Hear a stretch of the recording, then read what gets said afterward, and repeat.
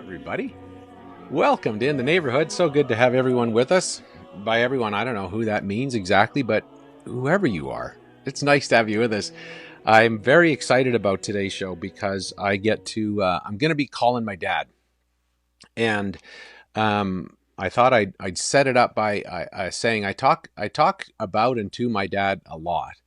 And if there's a thing I'm aware of with him is that we've somehow found each other later in life. In my teens and 20s, Dad and I did not get along really well. Even into we did, but it took a while. And now that I think I'm a little bit more calm, and he's certainly more calm, we get along far more.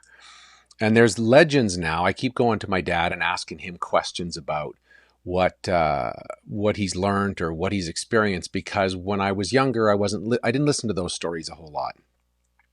And with our world and our lives upside down, maybe is the word, turned upside down a little bit, and certainly in a state of a potential worry. If we're just all worried, how do we get through stuff? So I thought, I'm going to phone Dad and ask him about a time when I knew he was really worried, where he was really stressed, and it was partly his life, and it was his finances, and his and Mom's finances in their world. So I'm going to, so I want to ask him about that experience. And I did not realize till he brought it up last week that it actually happened when he was a lot older than I thought he was. I thought he was like 51, 52, when the great double mortgage crisis of Mom and Dad's life happened. And, but it wasn't. So I'm going to give him a ring, and this is for me to learn, but you guys can listen in on it because, why don't we all get to just listen in on me talking to Dad about his life and how he got through stuff. And then we'll talk a bit about maybe how I can steal those ideas. We'll see how it goes. Dad is 86. He'll be 87 in December. Hello? Is this Bob Kelly? Yes, it is. I were calling to see if you'd like your carpets cleaned. That's not a bad idea, actually. Do you do stairs? I do up to the first landing, but the rest is up to you. Well, it's not much. After the first landing, I can do it myself. That big one is from the up to the landing. So, away you come. How do I need masks and gloves for the COVID, or what's your concerns over there, sir? I'll be long gone. You can wear whatever you like. Just as long as you come home and the carpet's clean, that's the main thing. What sort of budget are you hoping for? Actually, the sky is the limit. Oh, good. You've got the money. Why not, eh? Yeah, there you go. Well, look, Dad. We just took back a load of bottles, empty milk cartons yesterday. I got the other day, I think I got $12. So, so we're good. All set. I was saying to people last week that I wanted to talk to you today a little bit about your experience. I was surprised about your story about the two houses and at how old you were. But let's set it up a little bit. So I grew up, for the most part, in a big house with you and Mom and everybody on 77th Ave in Edmonton, and that had 5 bedrooms, 6 bedrooms, Yeah, 5 bedrooms, and it was and at a certain point people started moving out, And you decided, I'm guessing at that point, well, we don't need this big a house anymore with the 10 kids, not quite 10 anymore. And so you started looking other places. Is that sort of how it's set up? Well, kind of. And then at Christmas, everybody was home, and I kind of, I guess you said, got everybody in the living room, and I said, everybody was home. I said, kind of explained to them what I was thinking of doing, maybe selling this and buying a smaller one. And we talked around a bit, and then Grant said, "Well, why don't you build a house?" And I never thought of that. And so, anyway, to make a long story short, we bought a lot, started building the house, and we took a line of credit on our house. Now, we put the place up for sale, and it was at that time we were asking $220, and so this guy came in, and the people came in. They offered $190, and I did. Number one, I didn't get a very good real estate guy. I got a friend of mine that was not a good idea. Anyway, to make a long story short, the house was on the market for a year and a half, and I turned down 190, and I sold it for 160. Wow. Yeah. So now this house was. I started to build this one before I sold that one. Not a very good idea, but as it worked out, I guess eventually. But so here we were, kind of saddled with two houses and a line of credit right over, just Panicsville. and how long? So, and again, you thought and to help sort of set it up, the house that we had it wasn't a luxury house. It was a big house. It had a lot of bedrooms in it, and it was near the university. And I remember the real estate guy telling you, well, it's near the university. This is going to go as a boarding house or as a student house. Yes. You'll sell it in a week. And you'll get great money exactly. for it. Yeah. But never really got, the real estate guy really, never really suggested hardly anything. And so kind of on my own, it was just our own, I should say. Yeah. It wasn't a very good, it wasn't very good. But eventually I fired him and got another guy, and in 2 weeks he sold it. So there you were with fairly crushing debt, like it was the kind of thing. And how did you make payments on all that? Well, one little thing that really helped, the house here was drywalled, or they were putting the drywall on, and I was going to finish it myself. That's what I did. That was the cheapest way to go. And the office called and said, "How about the Alpine Drywall called and said, how about we'll finish the house? I'll get papers in there if you go to Chetwynd in British Columbia, northern BC, and Stucco School." And so he gave me so much a yard, and I worked like a crackerjack on that, and made pretty good profit, and paid some off on the mortgage on this, or at least the line of credit, And so, but it was terribly, terribly stressful. From having no mortgage on the first house, now we're saddled with two houses and paying, and oh man, it was horrible. But anyway, we sold the house and we kind of paid off, and then we finished up with a mortgage of $46,000. I'm 63 years old, and I owe $46,000 on the house, from no mortgage to this, and so it was horrible. And so then one day the office called again, and this is a couple of years after, whatever, and said, "We got a job in Israel. There's some plaster moldings on it. Would you go there?" To Israel. In Haifa. The Baha'i faith, they were building a center there, and so they were amazingly fussy. They couldn't get the finishing they wanted, and so anyway, to make a long story short, I went to Israel, and I was there for 2 years. And at that time, if you worked, and maybe it's still that way, if you worked out of Canada for 10 months of the year, you got 80% of your income tax back. Wow. Now, and so I'm working in Israel 10 hours a day, 7 days a week, and paying, of course, big income tax. So I within 2 years in Israel, and it was hard going. You know, you think, oh boy, it looks so lucky, but 35 degrees temperature there, in the 30s, and just away from home for that long. I come home every 6 or 8 weeks at a time for a week or something, then go back. I didn't. They said you come home for 2 weeks and go back, but really, if you're taking 2 weeks off every 6 weeks, Yeah. You lose quite a bit. Anyway, my intention was to pay them.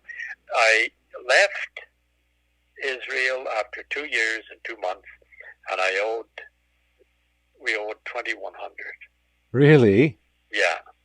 Now you left, and so how long from the beginning of the trying to sell the old house to you coming back from Israel? How long was that? 2001, I finished in Israel, and we moved in here in '95. So that's 6 years of fairly heavy either stress or just working in the other side of the world trying to pay off the stress. Yeah, but working there, I realized that there was work that they, with my skill, that I was lucky enough, no genius, but my skill, lucky enough, I knew that I could, in 2 years, that I would do pretty good. So there's no stress when I was there. The only thing is, being out of town, it was no good. Yeah. And Mom alone here, it was harder for her than it was for me, I think. But anyway, and so I owed 2,100 when I came back. A friend of mine from Ottawa, Dylan Holmes, who you know, he never got married, watched his pennies pretty close, but him and I hung out quite a bit in Ottawa, and so he came out here to visit me, and so he met him at the airport, and we were waiting at the carousel for his suitcase to come around. He said, "Bob, what do you owe now? How much do you owe on the house?" And so I said, "I'm not sure, probably about 2,000, I think." I didn't have the number right in my head. And he said, "Tomorrow morning, you and I'll go to the bank and we'll pay that off." There you go. So then I paid the mortgage off of this one here. What a good friend, eh? Yeah. Oh, boy, that was just something else. Yeah, very, very good guy. But, yeah. But the point was, to pay that mortgage off, there was a lot of hard work. Nothing is for nothing and darn little for a quarter. How did you, and I know you and I are, I think, a little different that way, but how did you handle, like, especially at first, before you got the Israel job, how did you handle just the stress of, like you say, it was horrible, and what got you through the fact that it was horrible, and you and Mom lying in bed going, how are we going to get through this, and how are we going to pay for all that? Well, exactly. That's how do you get through it? You just take it a day at a time and just kind of do what you can do. There's no easy way. In a lot of things in life, there's just no easy way out. And it was stressful. Even at one point, Mom said, she had no intention of doing it, but she said she could kind of understand people having to take sleeping pills. Yeah. Yeah, because you couldn't sleep half the time, but you do get through it, and whatever, it's another little bump on the road of life. Really, is what it is, and so we all have them, and nobody's scot free. So I like, because Rob and I even were just talking about how, yeah, maybe that is the answer, that there's no easy answer, but I keep thinking, how am I going to get through this situation we're in? Like, what do I spend my days doing? When I look around and go, I'm not sure what my world is going to look like in the next 6 months, let alone the next year or 2 years. I just think, how am I going to get through this? Yeah. And it's I don't know. I find that harder. Like, if somebody said, here's an Israel job, I think, well, okay, I just get up and do it, but that's not the case. It's sort of, everyone's just sort of in this limbo, or at least I feel like I'm in limbo, and I'm not sure what to do with that. Yeah, no, it actually wasn't the case with me either. It turned out to be the case, but you just, every day you get up and you do what you can do, and things will work out. If you put everything you have into what you're doing. It was, maybe I'd be stuck in a little garage, but I would just give it everything I had. When I worked up in Shetland, I would be up there early in the morning, and I'd mix the full mixer full of stuff, 80-pound bags of cement up onto the mixer, and shovel in 18 shovels of sand, dump it into the wheelbarrow, mix another one, fill 2 wheelbarrows on the mixer before the guys came on the job in the morning, and then put that on the wall. I was with a young guy who figured he could show the old guy up, and the old guy sitting there thinking, I'm going to show the young guy up, so there we go. Oh dear. But if you give it everything you have that day, something will turn up. You think, well, nothing's turning up, but you look ahead a week, you can't look ahead, period. Just do it what you can for that day. The phone will ring maybe, and then you get a job. So who knows? And how did you handle things like this? Is the other part. First, there's the straight up work part, but then I find like with John, as you know, we go for walks in the morning, and I can tell early in the COVID situation, it was kind of fun because we just go and talk about life. And I'm aware now that we do a lot less talking because I'm doing a lot more thinking and worrying, really, more than anything. And I feel like I'm not as patient even as I was at the beginning of this COVID thing because I can feel the tension. Yeah. I think the world feels the tension, but certainly I feel the tension. How did you handle stress when it came to being a dad? Probably lost my temper like a lot of people. You know, if I was one thing, if I have one regret in life, is that I wish I had more patience. And that time like that is very hard to have patience. You know, everybody around you just irks you because you just don't know where you're going. But that's being human. You can't. There's no way. The answer. This is what you do, and you won't have it because it's going to be there. You're not going to stop it. Everybody has got them. You know. You think of I often think of my dad. My dad should never ever been a farmer. He say himself he didn't like it, and so he could fix any kind of a machine that had to be the old binders and stuff on the farm. He could fix them, but he was no farmer. And I think sometimes he would be short, and you think he's probably just sort of frustrated with the whole thing, you know. And but this year we have more chances. We can get out and do things and just try. And yeah, there's no way saying this is how you handle stress because there's no certain way you can just do it the best you can do. I know the one thing, and this is just from the outside, and I don't know if this is true, but it felt to me like even though it was a horrible time, it was something that seemed to bring you and Mom closer together. Is that? Oh yeah. Is that true? You depend so much on each other. Yeah, I remember being a Chetwynd, and I would phone home, and it was a side of Mom I'd never seen before. You know, Anne and Joan had left. She's an own in a 5-bedroom house, and here I'm out of town. And before that, you know, you're together and you can always handle things. Here I am way up there, and so yeah, it was tough. But if you walked, you know, there was no choice, and so you're not going to, you know, we're not going to separate. So you just and we could get it probably on each other's nerves just because it was so stressful, you know. But, yeah, but you do work your way out. I think you know, I think I was born kind of optimistic, and I am. That's kind of my nature. I don't get down very often. I do. There's no doubt. Every day is not up, but by my nature is not really getting me down. And yeah, you think that it will. And you read stories, you know, like I told you, I read about Helen Keller, and I thought, what a thing she had to do. And she was human like I'm human, and so she just gave it the best she could, and that's really, you know, all any of us can do. And there's no easy answer. Yeah. It'd be nice if you could just say, oh, here's what you have to do. Yeah. It doesn't work like that. Yeah. Well, I'll be honest, Dad, that's actually why I phoned. I sort of hoped you'd have the answer for me. This isn't really helping that much. Well, after all these years, you should know I don't have many answers. Yeah. But I was thinking this morning, you know, when you phone the the one thing that I feel now, I think even more so than when you're around, and this has got nothing to do with mortgages at all, but for to talk with you here, it's like we go for what we did going for walks. And if I was talking to Ken, it would be the same.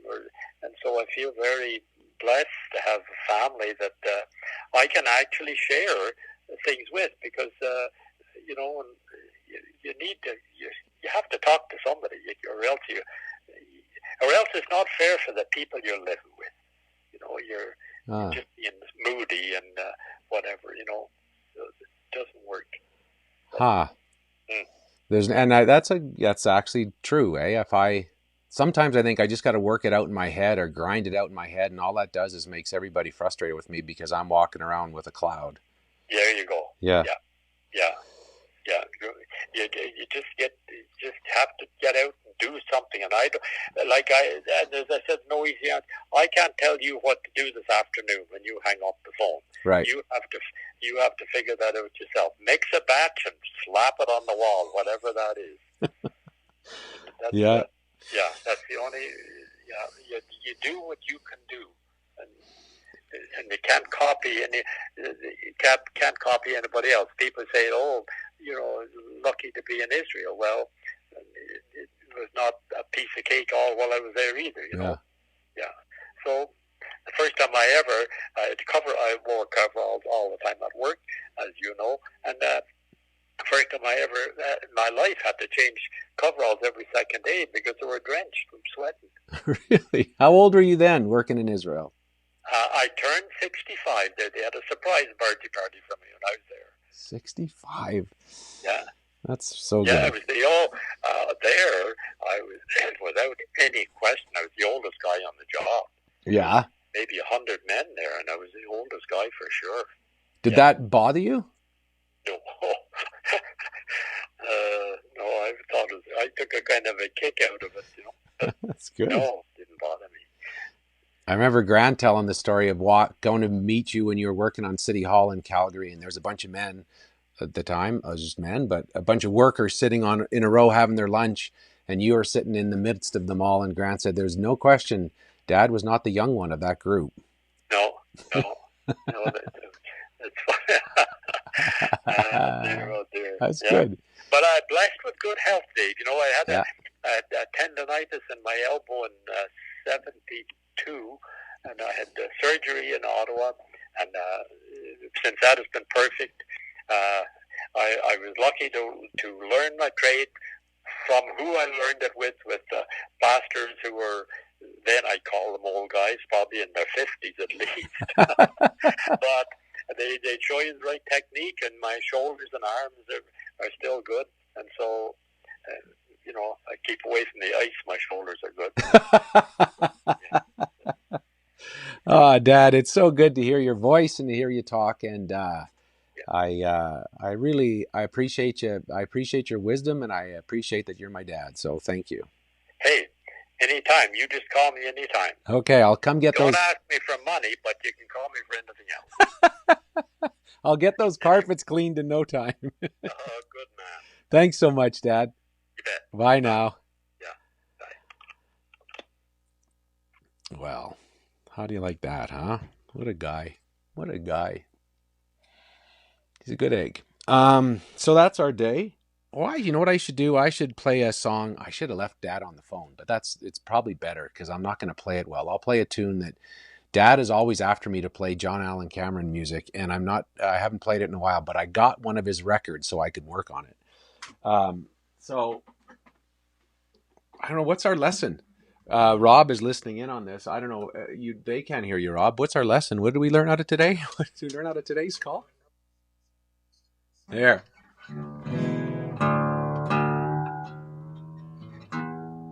Remember all those live albums from the 70s and 80s when they just tell stories in tune the entire time? And it was just, you'd wonder, is this a story or are they just filling while they tune? You folks feel free to ask yourselves the same question. Why would I pick a hard song to play? If I did that, everybody in our family would go, "Oh, Dave's playing the John Allen Cameron tune." forget it. I'm not going to play it. All right, that's how am I doing, Rob? I'm going to work on it, and then I'm going to have Dad on the phone in a couple of weeks, and I'll play that for you. How about that?